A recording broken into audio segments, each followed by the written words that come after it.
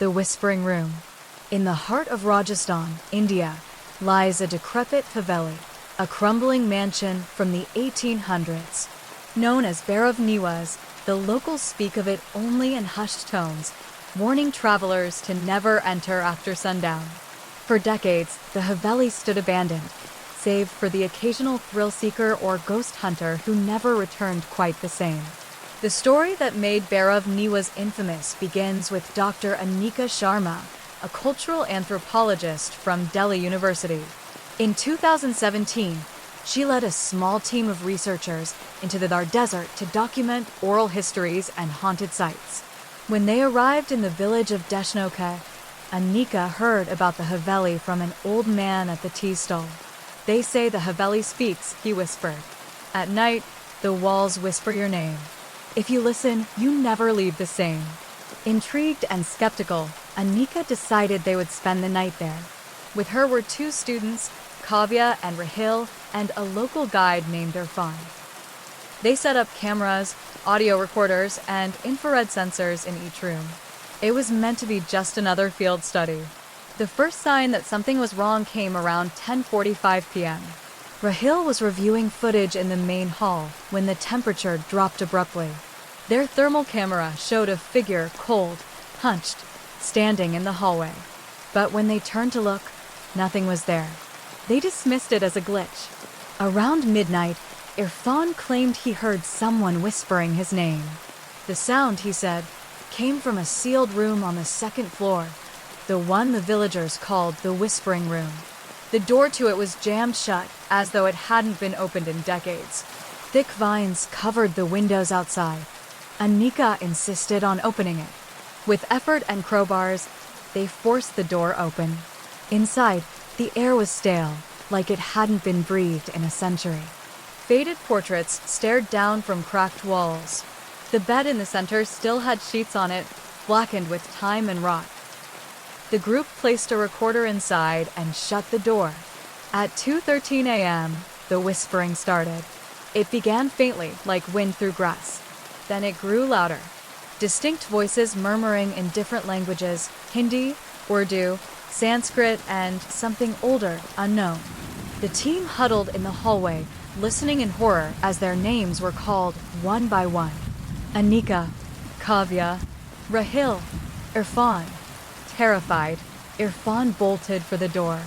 The others chased after him, but the front door, once open, was sealed shut from the inside. The windows wouldn't break. Their phones lost signal. Even their watches had stopped working. They returned to the main hall, only to find the whispering had followed them. But now it wasn't just sound, it was inside their heads. Kavya clutched her ears and screamed that someone was breathing inside her thoughts. Rahil began whispering back, repeating strange chants in a voice that wasn't his. Anika, trembling, tried to keep control. She grabbed the camera and turned on the night vision. That's when they saw it. In the corner of the room stood a woman, dressed in bridal red, her face a blur, moving as if underwater. She lifted one hand, pointing toward the Whispering Room. The room was open again, but none of them had gone back upstairs. What happened next remains unclear, even to Anika. In her official report, she says she blacked out. They were found the next morning by local police, sitting silently on the haveli's front steps, eyes vacant. Irfan was missing. Kavya was catatonic, mumbling unintelligibly. Rahil had scratched symbols all over his arms. Only Anika could speak, but her memory was fractured. The footage recovered from their cameras was worse. Hours of whispering audio. Faces appearing in the frames for split seconds, eyes blackened, mouths open as if mid-scream. The video from inside the Whispering Room was corrupted, except for the last second, which showed a man, possibly Irfan, being pulled backward into darkness by invisible hands. The police ruled it an episode of collective psychosis. The haveli was sealed again, this time with concrete. But the villagers know better. They say the Whispering Room has always been cursed. Legend tells of a young bride, Rani Bervi, locked in that room by her husband for dishonoring his name. She was left there to die. Some say she never did. To this day, people claim that on certain nights, if you walk past Bear of Niwas, you can hear her humming an old lullaby. And sometimes, if you listen too closely, she whispers your name.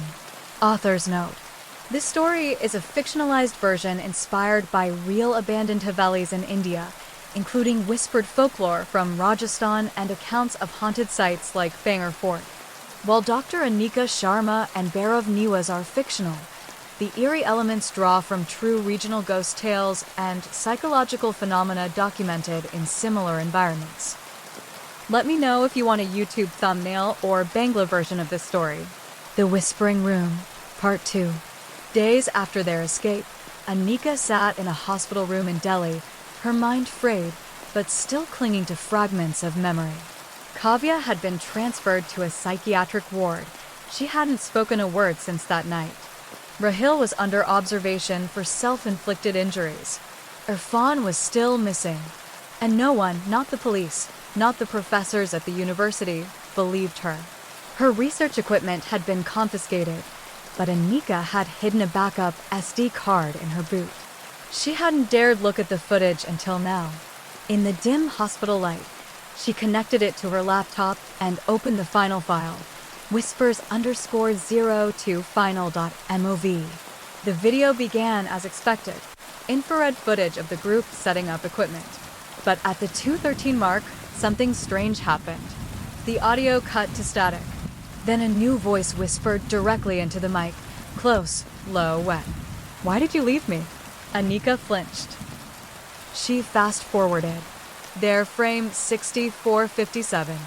A face. Not a full face, just eyes, blinking directly at the lens.